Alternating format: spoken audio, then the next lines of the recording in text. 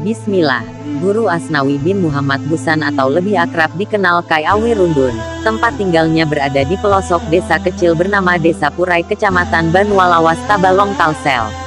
Kesehariannya memang terlihat sederhana, jauh dari hidup glamor dan kemewahan. Terkadang beliau suka mengumpul daun-daun yang ada di jalan, bahkan karena kehidupan yang sederhana dan apa adanya itu sebagian orang ada yang mengatakan beliau kurang waras pada awalnya. Diceritakan pada suatu hari Jumat beliau sedang berkhotbah di masjid di kampung tempatnya tinggal, yaitu Masjid Keramat Pasar Arba. Tapi setelah selesai ada juga masyarakat yang membicarakan bahwa beliau juga yang berkhotbah di masjid kampung sebelah. Barulah orang-orang menyadari bahwa Kai Awi Rundun memiliki karomah kewalian yang tidak bisa dinalar dengan akal sehat. Semenjak saat itu, mulai ramai orang-orang berkunjung ke rumah beliau, meminta barokah nasihat dan juga minta doakan agar selamat dan sukses dunia akhirat. Bahkan ada tamu yang datang dari luar pulau Kalimantan seperti Pulau Jawa dan lain-lain.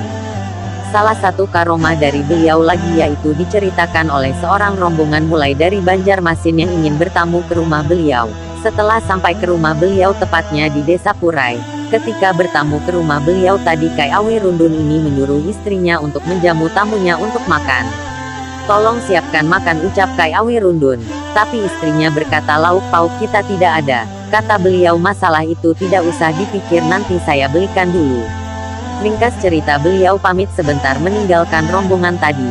Sekitar 15 menit beliau kembali dan membawa lauk pauk cukup dimakan seluruh tamu yang ada.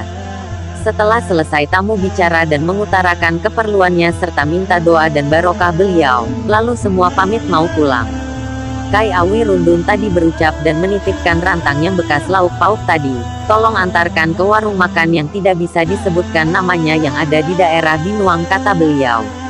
Kagetlah semua tamunya tadi karena jarak antara rumah beliau ratusan kilo ke Binuang, sedangkan beliau turun pamit meninggalkan hanya sekitar 15 menit. Setelah sampai rombongan tadi di daerah Binuang, mampir ke sebuah warung yang beliau maksud untuk mengantar rantang tadi. Kata orang warung memang ada orang tua meminjam rantang mau membeli lauk pauk untuk menjamu tamu di rumahnya. Maka kagetlah semua rombongan tadi. Di masa tuanya sekarang ini, beliau kadang-kadang mengalami jazab hingga berbicara yang kurang jelas namun tajam pada makna hingga di luar logika. Pengalaman kami pribadi ketika berkunjung ke rumah beliau, kami cukup kesulitan dalam berkomunikasi dengan beliau karena hal tersebut.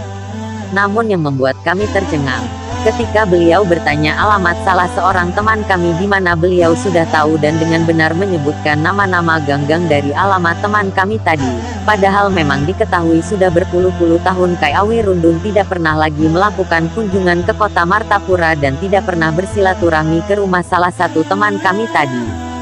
Dan beliau juga mengetahui ada dua orang yang memang rencananya mau ikut dalam kunjungan silaturahmi itu namun batal berangkat karena berhalangan dan suatu hal. Inilah cerita kewalian Kai Awi Rundun yang bisa kami ceritakan. Namun masih banyak cerita-cerita yang masih tidak bisa kami sampaikan. Dan juga mungkin dari bapak atau ibu yang mendengarkan cerita saya ini mempunyai pengalaman pribadi sendiri secara langsung terhadap kewalian beliau.